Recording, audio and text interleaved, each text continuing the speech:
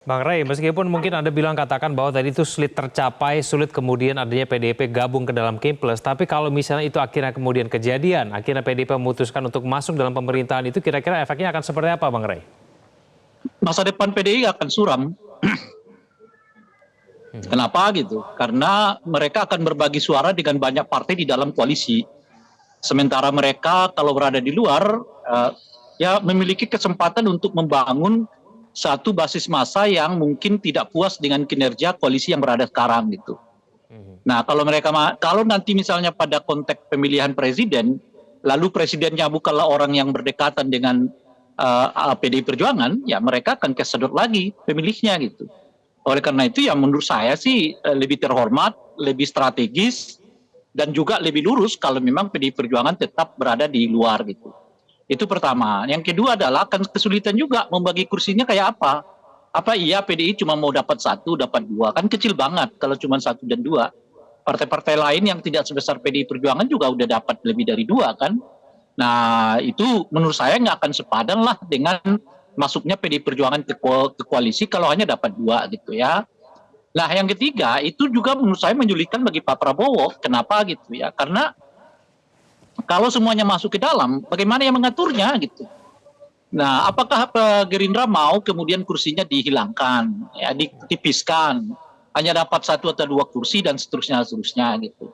Nah, dalam kerangka ini dari banyak aspek ya, dari hal ideal, pragmatis gitu ya, kemudian juga hal strategis, saya tidak melihat ada kemungkinan yang cukup positif ya bagi PDI untuk masuk ke dalam koalisi Pak Prabowo. Bahwa pertemuan ini penting, iya gitu. Tapi dalam rangka apa? Dalam jangka pendek. Jangka pendeknya itu apa gitu? Pertama itu tadi mengamankan kursi pimpinan DPR. Ya, jangan lagi direvisi deh. Karena ini kan ada keinginan yang kuat untuk merevisi undang-undang ini ya, supaya memungkinkan partai yang lain yang bukan pemenang pemilu untuk mendapatkan jatah pimpinan DPR kan. Nah, itu yang pertama. Yang kedua, memberi sinyal kepada Pak Jokowi ya, untuk mengatakan bahwa Pak Jokowi ini sekarang mulai tereliminasi gitu loh dalam lanskap politik ini. Politik ke depan ini ya Prabowo dengan Megawati, Prabowo dengan Megawati. Nggak ada yang namanya Jokowi lagi dalam konteks itu gitu. Jadi ada mungkin di dalam tubuhnya PDI Perjuangan yang mengatakan, aduh, Pak Jokowi sehebat-hebatmu ya segitu aja gitu loh kira-kira tuh. Sekencang-kencangmu ya segini aja. Berakhir masa kekuasaanmu ya semua orang akan membentuk koalisi baru yang nggak akan melibatkan lagi dalam hal ini Pak Jokowi gitu.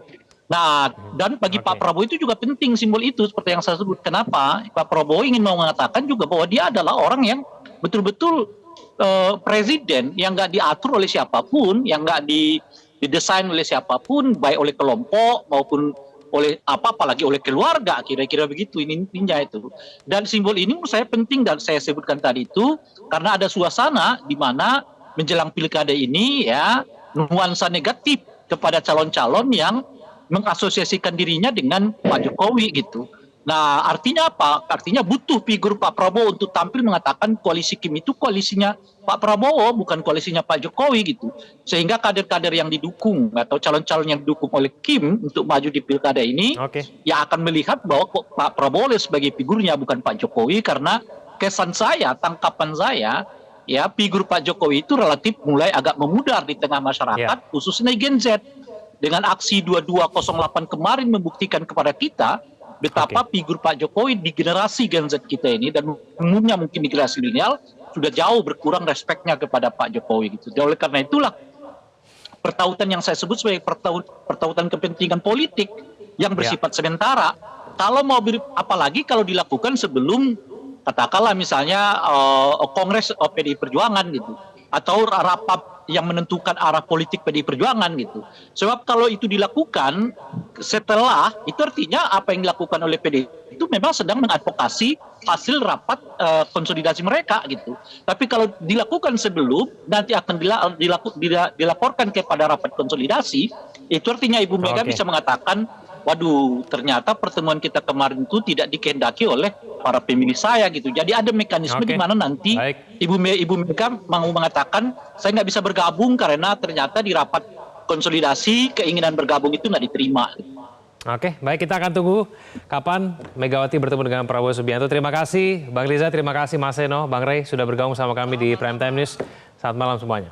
Jelajahi cara baru mendapatkan informasi. Download Metro TV Extend sekarang.